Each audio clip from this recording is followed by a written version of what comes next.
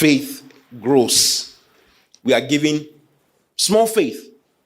And that faith must grow. When you become born again, you receive faith right there. Romans chapter 12, verse 3. It says, go to that place. Romans 12, 3. For I say to the grace given unto me, to every man that is among you, not to think of himself more highly than he ought to think, but to think soberly, according as God has dealt to every man the measure of faith. So God gives to everybody who gets born again the measure of faith that he or she needs for his life.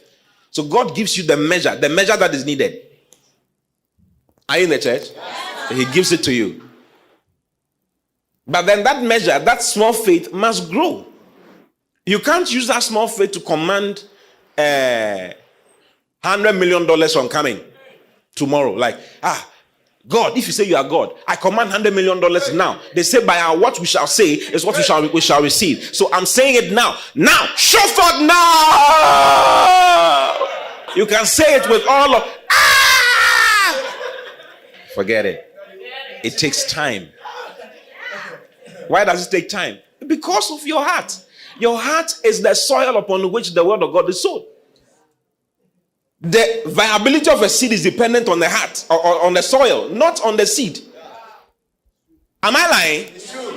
If you go and plant corn in clay soil, will it grow? No. It won't grow. Why? Because of the nature of the soil. You need to turn that soil into a loamy soil. Then the corn can produce fruit. So it is because of our hearts. So the Lord works on our hearts.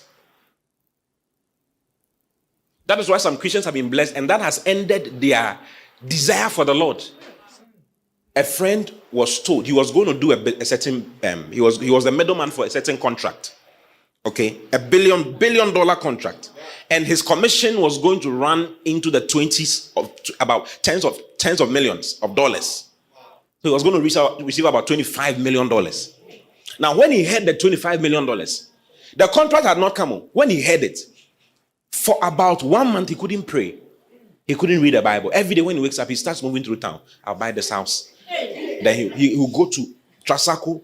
Then he will go to different places, checking. I'll buy this house. Then I'll do this. I'll use about 1 million to do this. Then I'll use about 500,000 to do this. Oh, what do you remember? I'll use this one for this. Then you go to a carport. I'll buy this car, and then I'll do this, and then I'll do that, and then I'll do that. 1 month, and it's not a fairy tale. It's a true story. It actually happened in this young man's life. Yeah. Then after a month, the deal didn't happen. The deal didn't happen. When the deal didn't happen, he realized, he came back to it. He was like, I'm glad this thing didn't happen. Yeah, because it could have destroyed his life completely. Completely. He realized he hadn't even thought about tithes. He hadn't thought about God. He hadn't thought about the house of God. Nothing. One of our brothers was blessed to be in another country. You know who I'm talking about. He has forgotten about God. He's boiling. Now he can get a car easily for the papa. Or she will near the other. Oh yeah. Because blessing has come.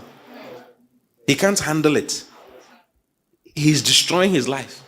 When he got the opportunity, I called him and I told him, listen, this opportunity, it's a very powerful opportunity, but you have to be very careful.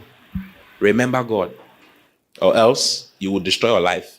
It was as though I was singing into his ears. Yes, Pastor. Yes, Pastor. Yes, Pastor. It was even up to 1 year, maybe a little over a year. He just started going up. Yeah. Wow.